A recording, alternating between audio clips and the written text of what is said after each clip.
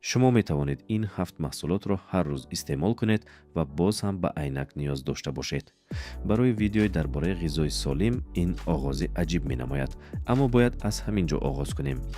غذا مینوس چشم را کم نمی کند، استیگماتیسم را برطرف نمی سازد و کاتاراکت را حل نمی کند. ولی محصولات درست انتخاب شده به شبکیه، گوهرک چشم و سطح چشم ماده ها را می دهد که برای کار معتدل آنها ضرورند. امروز من تنها روی خط ویتامین های مفید را نمیگویم. من میفهمانم که چشم از هر یک محصولات واقعا چی میگیرد و فایده حقیقی در کجا به آخر رسیده. تبلیغ زیبا از کجا آغاز می شود. در مرکز این موضوع 3 نامی هست که کمی مرکب صدا می دهند: لوتئین، زیاکسانتین و امگا 3. لوتئین و زیاکسانتین پیگمنت های طبیعی می باشند. آنها در ماکولا یعنی قسم مرکزی شبکیه جمع می شوند. محض به شرافت این منطقه ما میخوانیم، چهره ها را میشناسیم و جزئیات معده را میبینیم. در آنجا آنها یک قسم محافظت آنتی اکسیدانت خود چشم بوده به جویده شدن قسم نوری دارای انرژی بلند کمک میکنند. امگا 3 گروهی کسلاته های روغنی است. یکی از آنها DHA به ترکیب ممبرانه های حجیره های شبکیه داخل می شود. از این سبب غذا واقعاً با سلامتی چشم علاقمند است. اما نه با منطقی یک محصولات خوردم و روشن‌تر دیدم، بلکه با دستگیری منتظم و دراز مدتی بافته ها. محصولات اول اسفناج است. برتری اساسی آن برای چشم مقدار زیادی لوتئین و زیاکسانتین می باشد. این ماده ها نه تنها در نزدیکی چشم بلکه به واسطه در شبکیه و گوهرک چشم موجودند.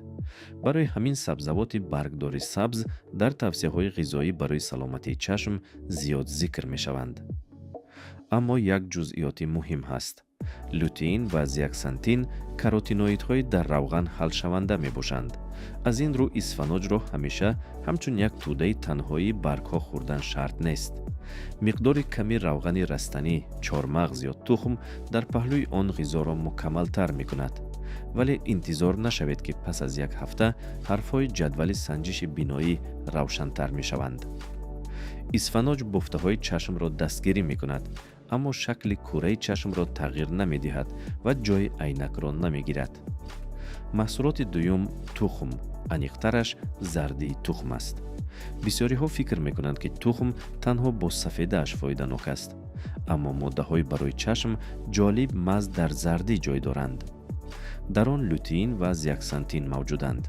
مقدار آنها می تواند از یک حصه کلان سبزوات سبز کمتر باشد، ولی محیط روغنی زردی تخم به خوب جویده شدن آنها کمک می کند. این نمونه خوب است که فایده محصولات تنها از رقم نوشته شده در کاغذ نه، بلکه از آن هم وابسته است که ارگانیسم ماده را تا چه اندازه از خود می کند. تخم را به نهاری معمولی علاوه کردن آسان است، اما قاعده هر قدر بیشتر همان قدر بهتر در اینجا کار نمی کند. اگر شخص محدودیت غذایی، ویرانشوی مبادله چرب یا توصیه مخصوص دکتر داشته باشد، غذا باید به طور انفرادی انتخاب شود. محصولات سیوم ماهی سیر روغن مثلا لوسوس، ساردین، سکومبریا یا گل ماهی است. در اینجا قهرمان اساسی لوتئین نه بلکه امگا 3 پیش از همه DHA و EPA می باشد. DHA در شبکیه با مقدار زیاد موجود بوده، قسمی مهمی ممبران حجیره های آن است. این یکی از سبب های آن است که ماهی قسمی ارزشمند غذای متوازن دانسته می شود، اما این دلیل را نباید به وعده تبابت تبدیل دهیم. تحقیقات کلان نشان ندادند که علاوه کردن کپسوله های امگا 3 به فرمول مخصوصی AREDS2 برای بازداشتن دگنراسیون ماکولوی وابسته به سن و سال فایده علاوه‌ای می‌دهد. امگا 3 را برای خشکی چشم هم داروی اونیورسالی حسابیدن ممکن نیست. ماهی قسمی مفید غذا است، اما در حالت ضروری تشخیص قطره یا تبابت را عوض نمی‌کند. محصولات چهارم چارمغزها می‌باشند. بادام و فندق همچون منبع ویتامین A ارزش دارند. این ویتامین در محافظت آنتی اکسیدانت حجیره ها اشتراک می کند. چارمغز یونانی این چنین شکل رستنگی امگا 3 یعنی کسلاته الفا لینولنی دارد. اما یک نکته مهمی هست که تبلیغ اکثر وقت نمی گوید. организм омега 3 растанигиро танҳо ба миқдори хеле кам ба DHA ва EPA табдил медиҳад. аз ин рӯ чормағзи юнонӣ фоиданок аст, вале ҷойгузини пурраи моҳии серравған нест. миқдори ками чормағзи бенамак метавонад газаки қулай бошад, аммо як халтаи калони чормағзи бирён ва сахтшор дар назди телевизор писаи дигар аст, зеро ҳамроҳи фоида, намак ва калорияи зиёдатӣ ҳам ноаён ворид мешавад. албатта одамони дорои аллергия ба чормағз бояд онро истеъмол накунанд. маҳсулоти панҷум афлесун аст. арзиши асосии он дар ин рӯйхат витамини С мебошад. витамини С ҳамчун антиоксидант кор мекунад ва дар ҳосил шудани коллаген иштирок мекунад. коллаген барои бофтаҳои гуногун, аз ҷумла сохторҳои чашм ва деворҳои рахҳо лозим аст. аммо ҷумлаи витамини С барои чашм муфид аст маънои онро надорад ки афлесун гавҳараки тирашударо шаффоф мекунад ё биноӣ аз бемории шабакияи осебдидаро бармегардонад. натиҷаҳои таҳқиқоти антиоксидантҳои алоҳида яксон нестанд. формулаи исботшудаи AREDS2 бошад. танҳо барои марҳилаҳои муайяни дегенератсияи макулавӣ вобаста ба сину сол пешбинӣ шудааст ва ба ҳама таъин карда намешавад. барои ғизои ҳаррӯза одатан афлесуни бутун аз шарбати ширин беҳтар аст.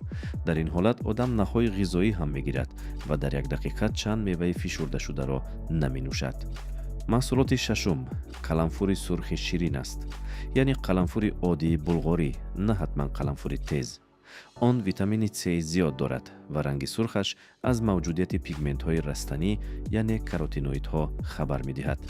аз ҷиҳати витамини С қаламфури сурхи ширин ҳатто метавонад аз афлесуни маъмулӣ ҷолибтар бошад. ин нишон медиҳад ки ғизои муфид барои чашм набояд танҳо аз як маҳсулоти асосӣ иборат бошад. касе меваҳои ситрусиро дӯст намедорад ва ба каси дигар онҳо мувофиқ нестанд. дар ин сурат каланфур, брокколи, буттамева ва дигар сабзавот ҳамон моддаҳои муҳимро аз манбаъҳои гуногун медиҳанд. каланфурро тару тоза ё дар таркиби хӯрокҳои маъмулӣ истеъмол кардан мумкин аст. муҳимаш мунтазамӣ ва гуногунӣ аст, на ҷустуҷӯи як дастури комил. ҷои ҳафтум ба дигар сабзавот ва кабудиҳои тираранг тааллуқ дорад. брокколи, карами бардор, кейл, манголд ва ҷаъфарӣ. исфаноҷро ҷудо гуфтем, зеро он ҳамчун манбаи лютеин ва зеаксантин хуб шинохта шудааст. аммо агар одам худро маҷбур кунад ки ҳар рӯз танҳо исфаноҷ хӯрад, одати муфид зуд дилгиркунанда мешавад. сабзавоти гуногуни сабз каротиноидҳо, витамини С, провитамини А ва дигар моддаҳоро дар таркибҳои гуногун медиҳанд. маҳз ҳамин гуногунӣ ризоро барои муддати дароз устувор мекунад. имрӯз брокколи, фардо хӯриши сабз ва рӯзи дигар кабудӣ дар хӯроки одатӣ. чашм суперфуди мудро талаб намекунад. ба он ғизои муқаррарӣ ва гуногуне лозим аст ки инсон моҳҳо ва солҳо риоя карда тавонад. акнун тамоми тасвирро ҷамъ мекунем. исфаноҷ ва дигар сабзавоти сабз лютеин ва зеаксантин медиҳанд. зардаи тухм ҳамон пигментҳоро дар муҳити барои ҷабиш мувофиқ медиҳад. моҳии серравған DHA ва EPA медиҳад. чормағзҳо витамини Э ва омега 3 растанигӣ илова мекунанд. афлесун ва қаламфури сурх ба гирифтани витамини С кӯмак мекунанд. аммо ҳеҷ кадоми ин маҳсулот танҳо ҳамчун дору кор намекунад. фоида ҳам аз он пайдо намешавад ки дар як рӯз 7 нишона гузошта шавад. он аз тарзи умумии ғизо вобаста аст. агар шахс исфаноҷ хӯраду тамоми ғизои бокимондааш аз нӯшокиҳои ширин ва маҳсулоти сахт коркардшуда иборат бошад, як хӯриш ҳама чизи дигарро бекор намекунад. дар амал ин хеле сода буда метавонад. барои наҳорӣ тухм бо кабудӣ, барои хӯроки рӯзона хӯриш бо каланфури сурх ва миқдори ками равған, чанд бор дар ҳафта моҳӣ ба ҷои бозияк маҳсулоти гӯштии сахт коркардшуда, барои газак каме чормағзи бенамак ва меваи бутун. ҳисоб кардани ҳар молекулаи лютеин шарт нест. ғизои солим вақте беҳтар кор мекунад ки қисми муқаррарии зиндагӣ шавад, на марафони 10 рӯза. одамон аксар вақт мепурсанд ки ин маҳсулотро тару тоза, пухта ё ях карда истеъмол кардан беҳтар аст. ҷавоби ягона барои ҳама вуҷуд надорад. қисми аз витамини С ба гармкунии дароз ҳасос аст. бинобар ин дар ғизо қаламфури ширини тару тоза ва мева нигоҳ доштан хуб аст. اما این سبزوات پخته را بفایده نمی کند. پختن سبک دیوارهای سختی حجیره‌های رستنی را می‌شکند و می‌تواند دسترسی بعضی کاروتینوئیدها را آسان کند. اسفناج یا بروکلی یخ کرده هم غذای مقرری میماند، مخصوصاً اگر به شرافت آن سبزوات سبز منتظم به دسترخوان آید. به جای بحث درباره یک اصول یگانه درست، بهتر است سبزوات را ساعت‌ها نپزیم و آن را با مقدار زیادی سس وزنین نپوشانیم. دامه برعکس هم هست. آدم از هر محصولاتی که به هفتگانه داخل نشده است میترسد. در اصل بوتمه و لوبیاگی ها، سبزی، کدو، غله‌دانه بوتون و بسیار محصولات دیگر نیز به سلامتی عمومی سهم میگذارند. این ریتینگ نیست که جای هشتم الکی بفایده باشد. این تنها نقشه کلی برای فهمیدن گروه‌های گوناگون ماده‌های غذایی است. هر قدر غذای مقرری گوناگون باشد، همان قدر احتمالی به یک ویتامین و یک وعده بلند وابسته شدن آن کمتر می شود. خطای دیگری معمول این است که آدم نام این ماده ها را می شنود و فوراً برای خریدن علاوه های غذایی می رود. منطق غذا و کپسوله یکسان نیست. فرموله مخصوصی AREDS دو واقعاً می تواند پیشرفت دگنراسیون ماکولوی وابسته به سن و سال را در بعضی بیماران و مرحله های معین سست کند. اما آن پیدایش بیماری را در هر شخص سالم پیشگیری نمی کند، کاتاراکت را تبابت نمی کند و دیوپتری عینک را بهتر نمی سازد. فرموله های کلونی دارای بتا کراتین برای آدمان تماکوکش و پیشتر تماکو کشیده مخصوصاً ناموافقند، زیرا خطر سرطان شش را زیاد می کنند. از این رو ویتامین های برای چشم را از روی قوطی درخشان انتخاب کردن لازم نیست. اول باید فهمید که آیا عموما نشاندادی طبی وجود دارد یا نه. مهمتر از همه حتی غذای بهترین هم معاینه چشم را عوض نمی کند. اگر خطهای راست موجناک نمایان شوند، در مرکز تصویر داغ پیدا شود، بینایی به طور نظررس پست گردد، درخش ها، نقطه های نوشینا کننده، درد یا سرخی شدید پیدا شوند، انتظار تاثیر اسفناج یا ماهی شدن لازم نیست. این دیگر مسئله منوی سالم نیست، بلکه سبب است برای معاین کردن علت. غذا آهسته و همچون دستگیری کار می کند. تشخیص به سوال دیگر جواب می دهد. حالا در چشم چی روی داده ایستاده است؟